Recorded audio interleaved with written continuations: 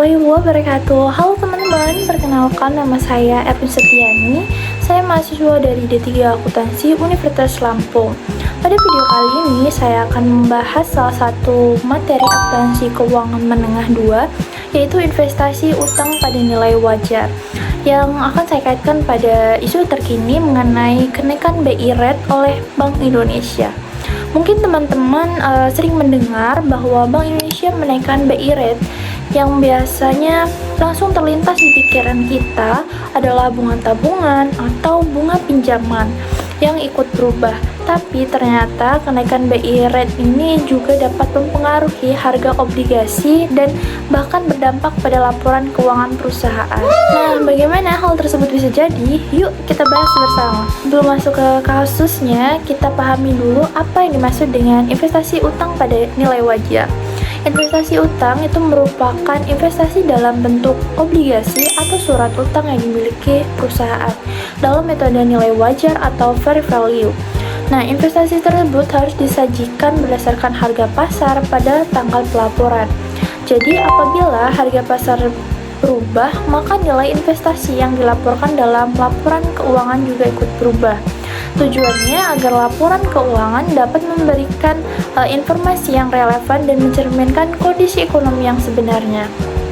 Nah, berkaitan dengan isu terkini, pada Juni 2026, Bank Indonesia menaikkan BI rate dari 5,25% menjadi 5,50%. Kebijakan ini dilakukan untuk menjaga stabilitas ekonomi, mengendalikan inflasi, dan menjaga nilai tukar rupiah yang di tengah ketidakpastian ekonomi global. Namun, kenaikan BI rate ini ternyata mempengaruhi harga obligasi pasar.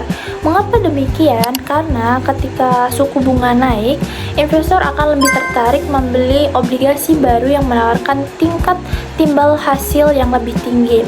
Akibatnya obligasi lama itu menjadi kurang diminati sehingga harga obligasi yang sudah beredar mengalami penurunan. Supaya lebih mudah kita pahami, kita ambil contoh kasus, yaitu misalnya PT XYZ membeli obligasi pemerintah sebesar 10 miliar sebagai investasi. Pada saat pembelian, investasi tersebut dicatat sebesar harga perolehannya, yaitu sebesar 10 miliar. Selain itu, obligasi tersebut memberikan bunga sebesar 8% per tahun. Namun setelah BI rate naik menjadi 5,50%, harga obligasi di pasar mengalami penurunan sehingga nilai wajarnya turun menjadi 9,6 miliar. Nah, teman-teman, disinilah muncul permasalahannya. Walaupun obligasi itu tersebut belum dijual, perusahaan tetap harus menyesuaikan nilai investasinya karena menggunakan metode nilai wajar.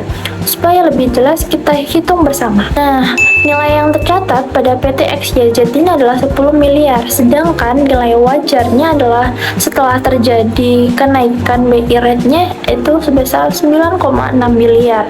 Maka kerugian yang belum direalisasi itu dapat dihitung dengan rumus.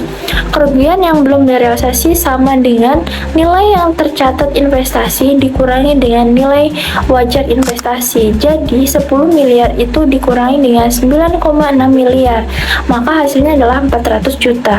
Artinya PT XYZ mengalami kerugian yang belum direalisasi sebesar 400 juta. Nah, meskipun kerugian tersebut belum benar-benar terjadi karena obligasinya belum dijual, perusahaan tetap harus mengakuinya agar nilai investasinya yang disajikan itu sesuai dengan harga pasar saat ini.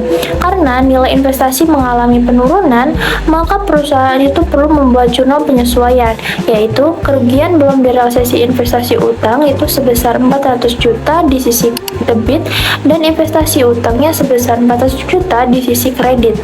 Dengan penyesuaian tersebut, nilai investasi yang semula 10 miliar akan disajikan sebesar 9,6 miliar sesuai dengan nilai wajarnya.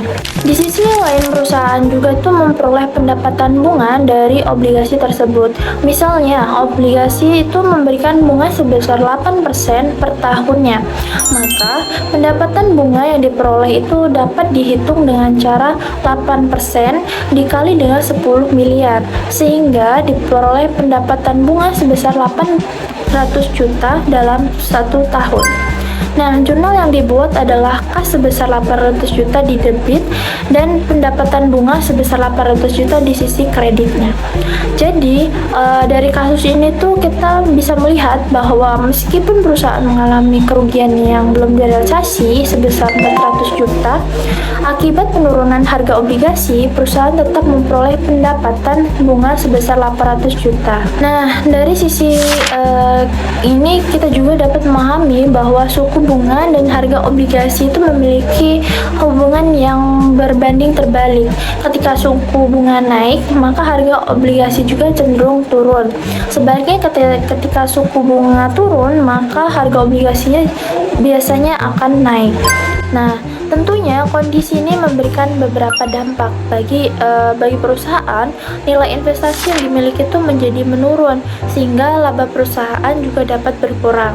Bagi investor, nilai portofolio investasi menjadi turun dan cenderung beralih ke obligasi baru yang menawarkan timbal balik hasil yang lebih tinggi. Sedangkan bagi pasar keuangan, harga obligasi itu di pasar sekunder menjadi lebih berfluktuasi dan lebih sensitif terhadap perubahan suku bunga. Lalu apa yang dapat dilakukan perusahaan untuk menghadapi kondisi tersebut? Yang pertama, perusahaan itu dapat melakukan diversifikasi investasi agar resiko tidak hanya bergantung pada satu jenis investasi saja. Yang kedua, itu ada perusahaan dapat menerapkan strategi hold to maturity, yaitu mempertahankan obligasi sampai jatuh tempo sehingga fluktuasi harga pasar tidak terlalu mempengaruhi hasil investasinya. Dan yang ketiga, perusahaan itu perlu melakukan evaluasi portofolio investasi secara berkala agar dapat menyesuaikan strategis investasi dengan kondisi ekonomi yang sedang terjadi. Jadi teman-teman, dari kasus ini kita dapat memahami bahwa materi investasi utang pada nilai wajar itu tidak hanya dipelajari secara teori, tetapi juga memiliki penerapan yang sangat nyata pada dunia bisnis dan ekonomi. Perubahan BI rate ini ternyata tidak hanya mempengaruhi sektor perbankan, tetapi juga berdampak pada harga obligasi, nilai investasi perusahaan, dan laporan keuangan yang disajikan.